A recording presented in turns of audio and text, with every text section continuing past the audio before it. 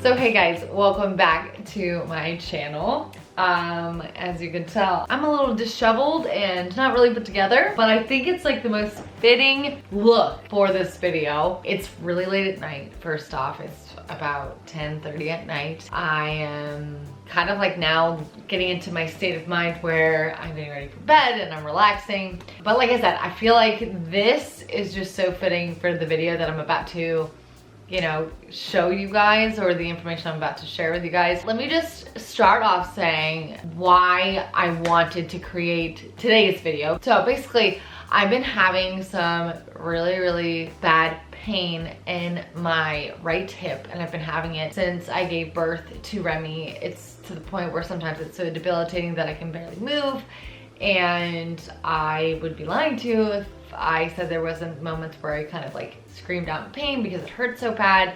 So it started to really concern me, and I started to look into it, asking my doctor, and I came to find out that it's actually something that you can experience after childbirth up to like 24 months postpartum, okay? And it kind of blew my mind. I'm like, is there anything that I can do for this? Is there anything that I can, like, you know, change in my daily habits? Should I be doing this? Should I be doing that? Should I be stretching more? Should I be seeing a chiropractor? Whatever it is. Come to find out, obviously I can do all of those things, but this pain's gonna kind of dissipate on its own because my body widens and changed due to childbirth. So it got me thinking, this hip pain got me thinking. I am now about 14 months, almost 14 months postpartum, and I was kind of looking back on that last postpartum video to see how my body has changed since then. Like, what has changed since that particular video? What has changed with my body since I gave birth to Remi? Has anything got back to normal? Has anything permanently changed? Because I feel like postpartum isn't just something that just happens like a couple months after giving birth to a baby. I think it's kind of like a process that for some people it stays for years, because you're birthing a human. A human is coming out of you. Your body is changing and adapting and morphing and growing a human. So I wanted to make kind of a very new, or should I say late, I don't even know what you would really call this, because I guess just a year later postpartum update.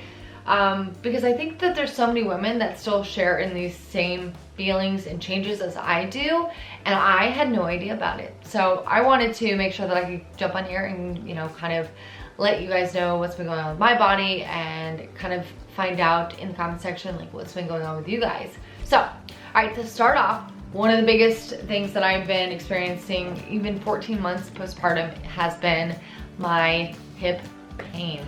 I have had the craziest on and off hip pain, like where it'll be gone for a little while and then it comes back. I'll go like a month without it, and then I will experience it almost every single day, and it is just excruciating. It's to the point where it's like I can't flex my leg in a certain motion or turn my leg in a certain motion. I can't do certain tasks that I used to do on the daily anymore because it kind of creates so much pain in my hip. You know, like I said, I've been talking to a doctor, and basically a lot of stretching. I'm allowed to take Tylenol. I'm not a big person who likes to take like things over the counter, so I kind of avoid that a little bit.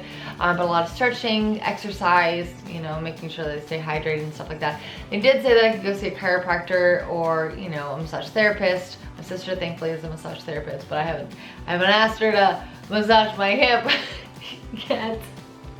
But I'm just trying to take it as easy as possible and like really listen to my body in regards to my hip, not doing anything too crazy, not doing anything too strenuous, things of that sort.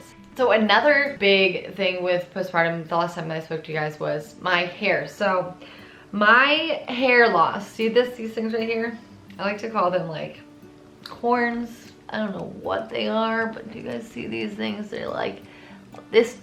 It's like a chunk right here and a chunk right here. My hair finally started growing back, but it has just been like the weirdest growing back process I've ever experienced in my whole life. It's so funny because every time I blow dry my hair or I straighten my hair, which very rarely happens now. I feel like I had more time when Remi was, you know, a newborn than I do now in regards to like putting myself together and getting dressed and trying to look halfway decent, but that doesn't really happen that much anymore. Whenever I would blow dry my hair or do anything with my hair for that matter, I noticed that this would still wisp out, like no matter what I did, and it's even worse now. And it's been growing back, and I've been trying to avoid doing any like crazy like heating elements on it because I feel like it really needs a lot of love right now, but it kind of gives me these like I tried to cut bangs, but I forgot the middle part or something.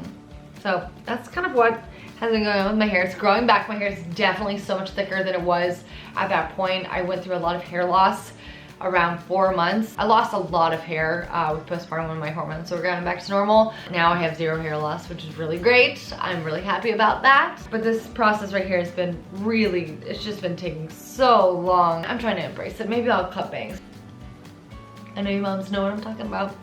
Another thing that was like really interesting that I was really hoping was going to dissipate by now, but it has not yet, is that I still have varicose veins. And my right leg, I didn't really have it too bad on when I was pregnant, but my left leg, it's like the varicose veins are there to stay, which really is not cool because not only do they look really weird, they do. If anybody has varicose veins, I know you understand. They just look really kind of weird and freakishly strange. And it's not a bad thing. Like, don't be offended because I have them too. I still have them, and it's so crazy because they would hurt a little bit when I was pregnant, but I always kind of attributed that to maybe the weight gain, which is maybe the pressure and, you know, the extra blood that was in my body. But now I can tell you that they do hurt and they itch, as weird as that sounds. Like, I have like a really itchy left leg now where my varicose veins are. So they have not left yet. From what my doctor has said is that some people genetically will have them forever. It's kind of an unfortunate thing, but they might not go away. And some people, it takes quite a while for them to go away. It can take 6 months, it could take 2 years, it could take 5 years. It all depends. Right now, I'm just still experiencing the varicose veins on the back of my leg and the front of my leg, and they're not as bad as when I was pregnant, but they're still there. They're still a little painful. My skin is just the weirdest, most hormonal thing I've ever experienced in my whole life. I had amazing skin when I was pregnant, and then it was not too bad the next couple of months following, you know, delivering Remi. But I can tell you now that my skin is so completely different. It also may be attributed to the lack of sleep. That could be it too. I can tell you that it's a lot more dry and that I'm kind of experiencing acne in certain areas that I've never really experienced acne before. I've had like an acne issue kind of right here on my face. I tried new cleansers and I have like a new nighttime routine and morning routine that I've been doing with this new cleanser that I really, really love. It doesn't have any of those like crazy chemicals and weird stuff in it, and I really loved it so far. So I just started that. I'll definitely be sharing that with you soon in another video. But my skin's definitely changed since giving birth to Remi, and it's just, I feel like I'm almost like back in high school. Like, I'm really hormonal and breaking out and dry, and you know, maybe I didn't drink enough water back in the day, but I can tell you now I drink like loads and loads of water, more water than you could ever imagine in your entire life. So that, I don't know if that's permanent. I don't know if that's something that's gonna change again, because I feel like our bodies are always changing. But my skin has definitely changed since I've given birth to Remi. Another thing that has changed that I don't even know if I actually shared this in the last postpartum video, my gums are different. And I was really worried because this whole coronavirus, I haven't really been able to get into the dentist, so I kind of switched up my toothbrush and I still floss and do all that. My gums are super sensitive now. It's so bizarre. And I don't know if that has to do with breastfeeding, because I am strictly breastfeeding Remi. I've been breastfeeding her for 14 months now. That was a crazy journey and it's still going on and it's still amazing. I love it. It's exhausting, but it's amazing. My gums have changed a little bit to where like randomly they start bleeding, which I experienced that maybe like a handful of times when I was pregnant. It's just very interesting that now postpartum, it does that random time again where they start bleeding when I'm brushing my teeth, and I've never had that situation before. So it's something I wasn't expecting with postpartum, and I can only attribute it to postpartum. I'm very confused by it, but I've read on blogs from other viewers that that is something that they've experienced with postpartum, but mine didn't occur as frequent as most people, but it still is happening. Okay, more postpartum changes. I don't sleep as well as I used to, but I think that also has to go with being a parent. Being a parent, babies kind of dictate all of that.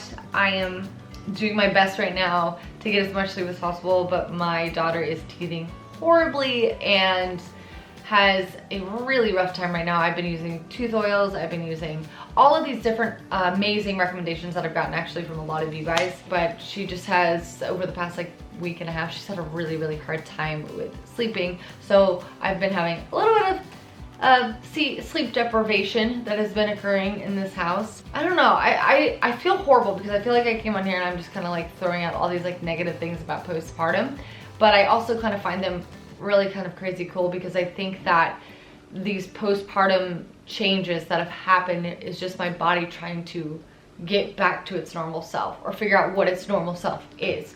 So I almost want to embrace it as much as I possibly can, even on those really hard days that I have with these changes that have been going on. Oh, what else? I gained weight. Don't know if I mentioned this in the last one. I think I went back down to my postpartum weight quite quickly following having Remi. I was a little bit heavier than what I started out as prior to getting pregnant, but now I can tell you that like it was like 5 or 6 months after having Remi, maybe even a little bit later, I noticed that I started gaining weight differently in like different spots on my body in different areas. Like I definitely gained weight more on my stomach now and on my hips. Not that I'm upset about it, it's all about embracing your body and your womanly figure and knowing that you just birthed a child and that your body is just figuring out what it's doing and it's freaking out and it's just trying to figure out its place in this world. But yeah, so I started gaining weight again, you know, maybe it was like 6 months postpartum. And so I've been trying to learn my body all over again and figure out honestly what the heck's going on. Like I'm not upset about it. I'm not even like worried about making it perfect because I hate that. I hate when people say they want a perfect body or that so-and-so has a perfect body. Nobody has a perfect body. Everybody's body is different. But it's just been an interesting change that I wasn't expecting. I would be lying to you if I said it didn't shock me.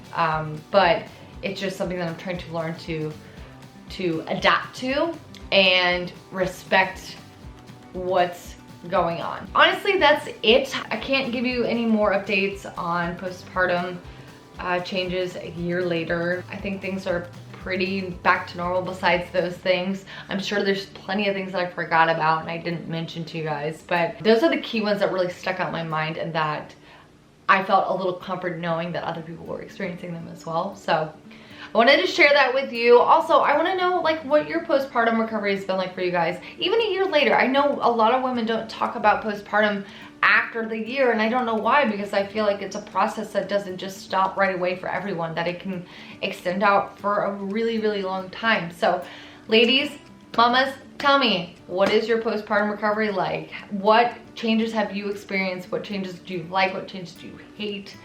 Or should I say, what changes are you not really that happy with, but you're learning to love? Let me know in the comment section below. Thank you for allowing me to be my most disheveled self today, but this is mom. This is it. Hashtag mom life. Right here, right here, right here. Being 10:30 at night, getting stuff done that you finally wanted to get done all day. That's mom life. Alright guys, thank you so much for watching. And if you're brand new, please do not forget to hit that subscribe button. And I will see you guys for the next video. Alright, bye guys.